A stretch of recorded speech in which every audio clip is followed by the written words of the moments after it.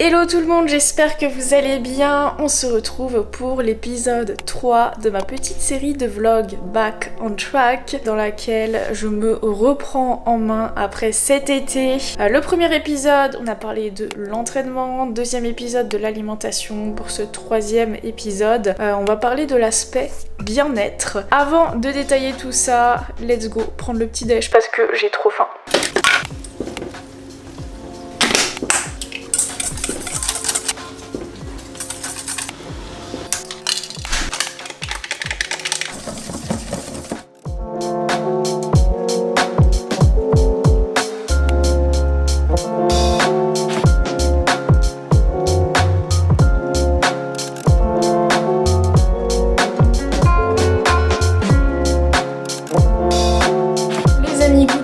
Pancakes au fromage blanc. L'intérieur c'est, on dirait un nuage en fait. Franchement c'est giga bon et en plus c'est giga simple à faire. Et je referai cette recette, c'était un crash test. J'ai voulu faire une recette de pancakes différente que d'habitude. Et bien c'est validé.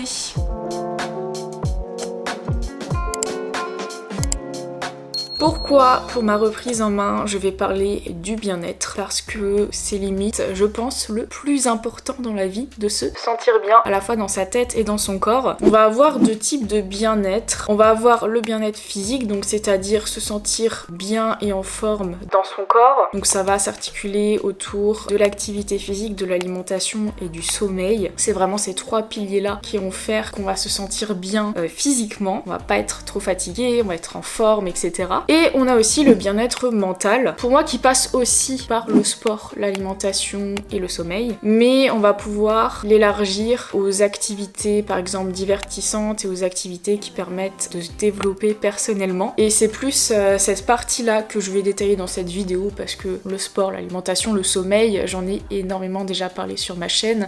En parallèle que je tourne ce vlog, là je suis en train de travailler sur la rédaction d'emails, de newsletters. Si vous avez déjà commandé des e-books, etc., enfin des e-books gratuits sur mon site internet, vous êtes abonné à la newsletter et en gros c'est les mails que vous recevez de temps en temps où je vous donne des conseils sur l'alimentation, l'organisation, mais également les entraînements de muscu, des conseils pour la perte de gras et la prise de masse. C'est aussi à travers ces emails que je présente beaucoup les produits que je vends, donc c'est-à-dire Programme Grow and Get Fit et maintenant le e-book Choco Addict. Donc là en fait je suis en train de rédiger les mails du mois de septembre. Je vais pas tout faire aujourd'hui parce que c'est quand même beaucoup de travail. Faut avoir de l'inspiration, mais aujourd'hui j'en ai donc ça tombe bien, je suis assez efficace. Donc voilà, par exemple là j'étais en train de rédiger un mail sur des astuces pour s'organiser et ensuite là j'ai toutes mes campagnes qui sont planifiées. Ça c'est une tâche que j'aime bien faire. Voilà, je suis trop contente, j'adore mon travail et du coup j'en profite parce que ça je pense que ça fait partie du bien-être, l'épanouissement au travail. J'ai la chance de gérer mon entreprise, c'est-à-dire que je vis uniquement de mes vidéos YouTube, mon compte Instagram et la vente de mon programme Grow and Get Fit et puis quelques partenariats par-ci par-là. J'ai la chance de pouvoir gérer mon entreprise et du coup générer des revenus là-dessus. J'ai pas l'impression de travailler, enfin parfois si, parce que parfois c'est beaucoup de travail et au bout d'un moment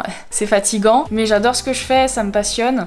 C'est vrai que le travail, ça représente plus de la moitié de notre vie. Moi, je pense qu'on a plutôt intérêt à aimer son travail. Si ce n'est pas le cas, moi, je vous conseille, si vous en avez la possibilité, de pas hésiter à changer de voie, à vous former. Si par exemple, vous avez quelque chose qui vous passionne, je sais pas moi, par exemple la pâtisserie, ça vous passionne et vous faites un métier qui a rien à voir, n'hésitez pas à vous lancer dans la pâtisserie, à vous former. Lorsqu'on a fait un certain type d'études ou quand on a commencé un certain métier, on n'est pas bloqué toute notre vie à faire ça. On peut toujours changer. Il faut juste avoir le courage de le faire parce que ça peut faire très peur. On a peur d'échouer, on a peur de tout perdre et c'est normal d'avoir cette crainte-là. Mais moi personnellement, j'ai plus peur de pas m'épanouir pendant toute ma vie au travail. Vivre de ma passion sur les réseaux, c'est un risque que j'ai pris. Bon après ça fait des années que je gère mon compte Insta, donc j'ai gagné pas mal d'abonnés au fil du temps en 8 ans. À la base, c'était pas du tout mon projet professionnel, mais la vie a fait que j'ai cette opportunité. Par exemple, là, j'ai passé un certificat de qualification professionnelle pour être coach. À la base, moi, je suis ingénieure en informatique, donc rien à voir. Dans ma formation pour être coach, il y en a plein qui étaient là pour une reconversion professionnelle. Il y en a beaucoup qui faisaient un métier qui avait rien à voir avec le coaching, mais parce que ça les passionnait de faire ça, ils ont décidé de faire cette formation et aujourd'hui on est coach. Et la plupart des personnes de la formation commencent une nouvelle vie et ils sont super contents. Voilà, sachez qu'il n'est jamais trop tard. On pense qu'on est bloqué dans une vie, mais pas du tout. Tout est possible en fait. Faut juste s'en donner les moyens et avoir le courage de le faire. Voilà. Bon, j'ai été pas mal productive ce matin. Là, je vais aller faire mon entraînement haut du corps. Ensuite, je reviens avec vous pour le déjeuner. Et cet après-midi, je vais vous parler un petit peu des activités, moi, qui me permettent de me développer personnellement, qui n'ont rien à voir avec Instagram, qui n'ont rien à voir avec mon travail, qui n'ont rien à voir avec le fitness. Je viens de rentrer de l'entraînement, j'ai trop faim parce qu'il est 13h. Pour ce midi, je vais me faire un burger avec la préparation pour burger vegan de chez Koro. Donc j'ai jamais testé, ça va être un crash test, je vous dirai mon avis. Donc voilà, si vous êtes vegan et que vous aimez les burgers, ça peut être une bonne option. Je vous mets le lien dans la description de la vidéo avec mon code promo. Mais sinon, mon burger en tant que tel, il sera pas totalement vegan parce que je vais utiliser du gruyère que j'ai ramené de mes vacances en Suisse. Si vous ne mangez pas de fromage, n'hésitez pas à remplacer par du fromage végétal.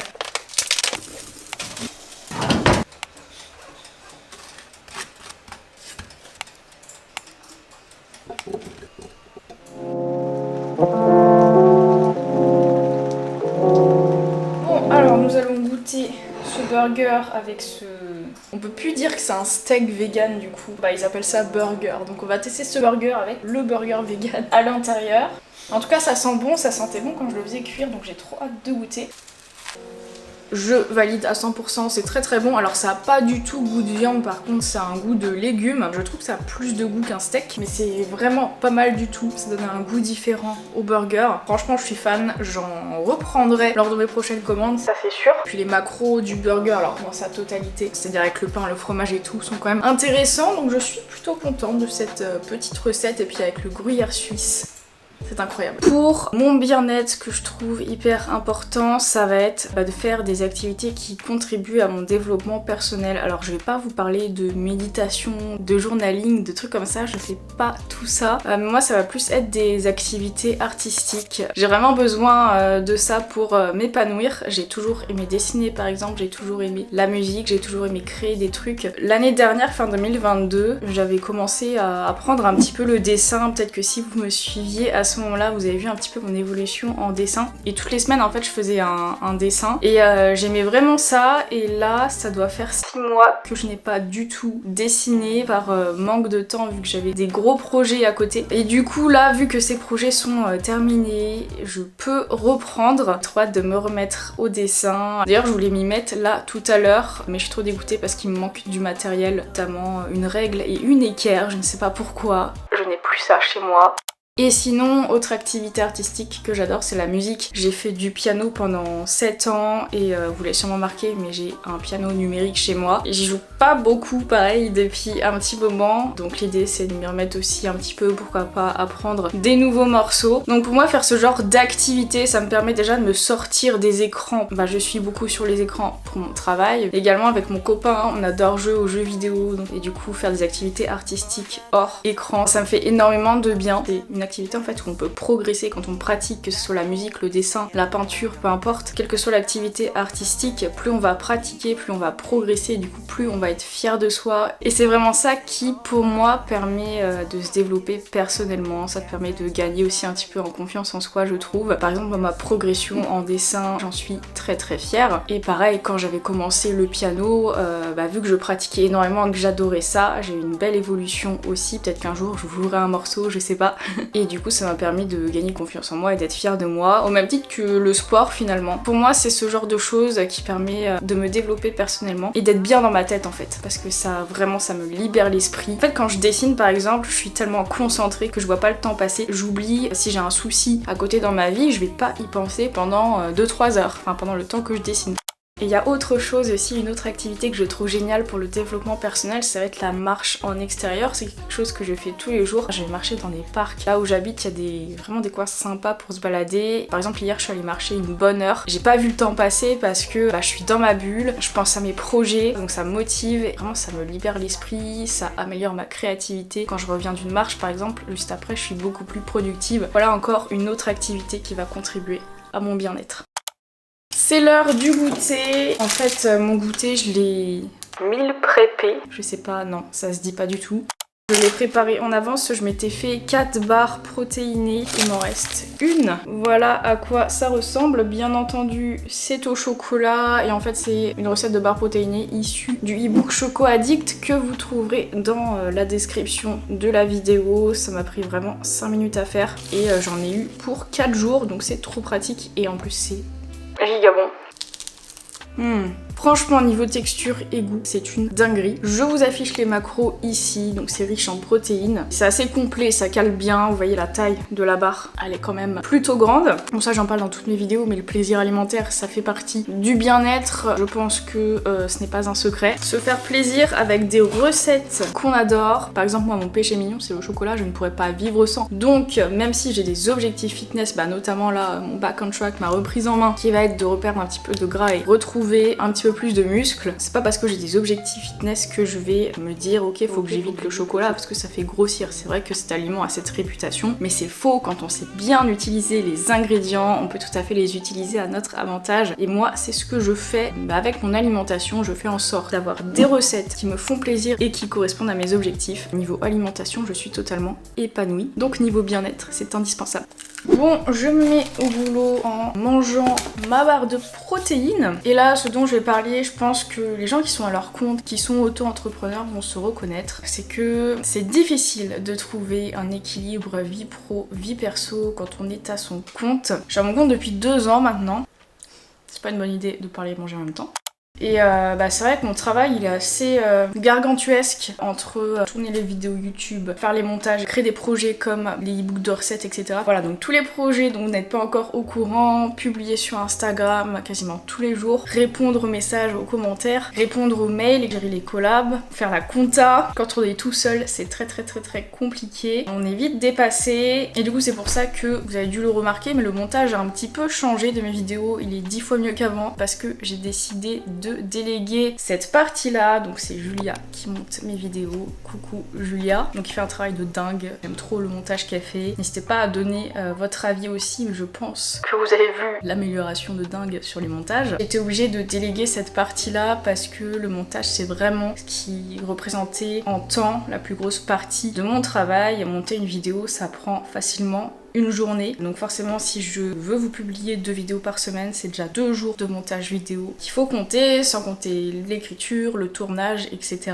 Aujourd'hui, mon chiffre d'affaires me permet de déléguer la partie montage et donc je vais pouvoir me concentrer sur d'autres projets, notamment le projet coaching. Proposer un service de coaching, mais il me faut vraiment du temps pour préparer tout ça. Donc j'avais besoin de déléguer cette partie-là et aussi j'en viens de trouver un équilibre vie pro, vie perso, c'est super important. Je pourrais en soi, mais je travaillerai 7 jours sur 7, de 8h à 20h. J'aurais 0 vie perso. Je pourrais pas faire mes passe-temps qui n'ont rien à voir avec le fitness, etc. Parce que moi, je suis quelqu'un qui a beaucoup trop de passe-temps, comme je vous l'ai dit tout à l'heure, le dessin, la musique, etc. Et des passe-temps qui prennent du temps en plus. Donc voilà, quand on est à son compte, il est très facile d'accumuler le travail, on est multitâche, c'est très facile d'avoir la tête dans le guidon tout le temps. Enfin moi, mon entreprise, c'est un peu mon bébé quoi, donc c'est difficile aussi de savoir déléguer. Donc là, c'est quelque chose que je commence à mettre en place et je crois que je vais très vite y prendre goût parce que je réalise que j'ai plus de temps pour bosser sur d'autres projets, mais aussi pour ma vie perso, ce qui est super important. Faut pas avoir honte de le dire et il faut pas avoir honte de vouloir prendre du temps pour soi. Ma résolution bien-être, ça va être de ne pas trop charger mes journées et de déléguer.